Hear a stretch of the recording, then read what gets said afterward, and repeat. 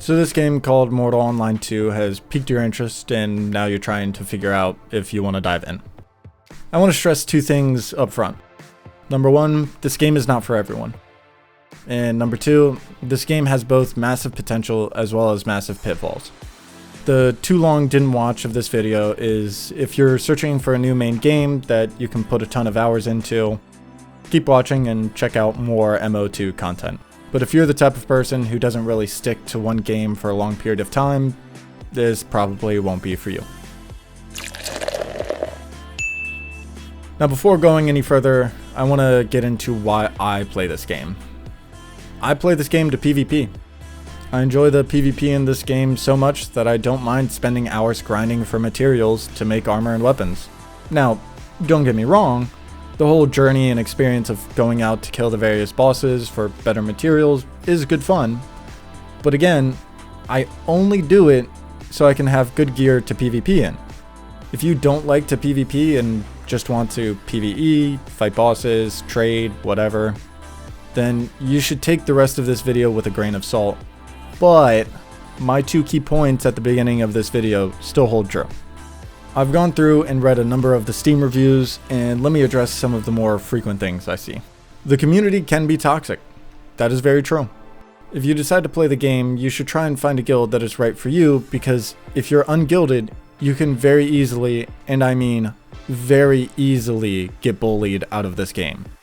Arguably, before you even launch the game, you should look for and join a guild. If you get any pushback on trying to join while being a total noob, check out the description of this video and send them to the top link. There are a ton of guilds out there, both good and bad, but they will teach you a lot and it should be a place where you enjoy the people. If you don't like the community inside a guild, find a new one. Mortal doesn't want you to be a one-man army.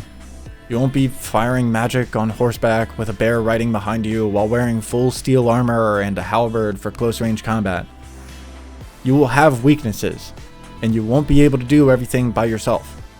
If you want to be able to do everything all on one character, this isn't the game for you. The melee combat in this game is a ton of fun for me, but despite how much I love both games, this is not Mount and Blade, nor is it Mordhau. Think of it like Melee. Tons of people have played it casually with friends and thought they were good. But if you fight someone who knows and uses advanced mechanics, it's a totally different league and you won't stand a chance unless you train your ass off. This is a hardcore MMO like EVE and Albion Online. If you die, outside of the tutorial island, you drop everything on you with a few exceptions. The banking and market systems are local to the cities and towns you'll find yourself in, and if you dislike these things, this isn't the game for you, and that's okay. A very big factor for anyone looking to purchase a video game is how much does it cost. MO2 is an old school monthly subscription style game with a box price, if you will. It's $40 for the first month and $15 a month after. Okay. Now before you head to the comments to smash your keyboard about, but Frosty, don't they realize monthly subscription is so 2008? Let me explain a few things. There is no other monetization system in this game outside of the monthly fee everyone pays. There aren't skins to buy, there aren't going to be expansions that you need to continuously pay for, and it's not the new age free-to-play model where technically you can play the game for free, but subscribing gives you massive advantages. None of that. It's $40 the first month, $15 every month after. And honestly, I like it. I can support the devs, and I don't have to worry about some dumb item shop or cosmetics that end up screwing with hitboxes. Looking at you, League.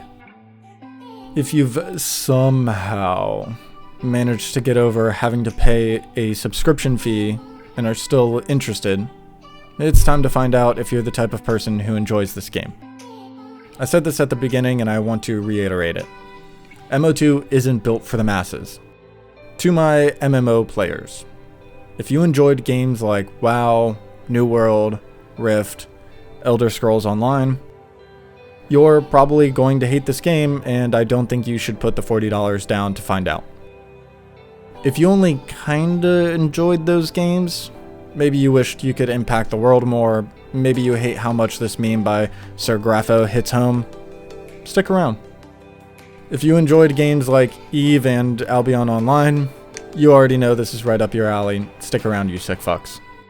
To my non-MMO players, my best comparison is that Mortal Online 2 is the MMO version of Escape from Tarkov. MO2 is made by a tiny dev team, much like Escape from Tarkov, and this has both its positives and negatives. It is going to take a good long while for them to implement all of the things Mortal Online 1 had, but hopefully they'll be adding some new mechanics along the way. Though they will most certainly be adding new things, the question is, how long will it take?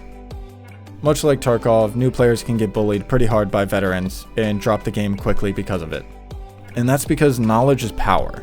Players will only tell their guildmates where a specific boss or horse spawn is, or the best ways to fish. You will also need to seek out information because the game explains very little. If you're out in the world and you see another player, be ready to fight, because they likely want your loot. I will say that unlike Tarkov, I've heard rumors that there is a system planned to be able to rob people without killing them. Something where a player can surrender and other players can see inside their inventory. But again, small dev team, so who knows when that will come to the game. This game will piss you off and make you rage because you spent a ton of time accomplishing something just to die and lose it all. It's why getting back to safety and stashing away your loot can feel oh so beautiful. I don't want to give them a ton of breath, but it is worth mentioning that there are people who are dedicated to trolling and griefing people. Deal with it however you can, try to always learn from your deaths. If you've listened this far, then honestly I think you'll like the game and you should give it a shot. I've been loving my time playing it, and I'll probably be making a new player guide by a new player next. I'm Frosty2200. Comment what you'd like to see next. You know how to use YouTube. Thanks for watching, and maybe I'll see you around Nave. Hi, I'm Frosty, and in all likelihood, someone sent you this link because they're totally new and trying to join your guild. I told them to do that because I want to see this game succeed.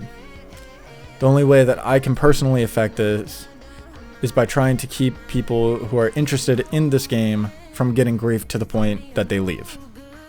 This game has a massive learning curve, and new players need people to guide them. So I beg you, despite this person having little to no knowledge about the game, help them by allowing them into your community.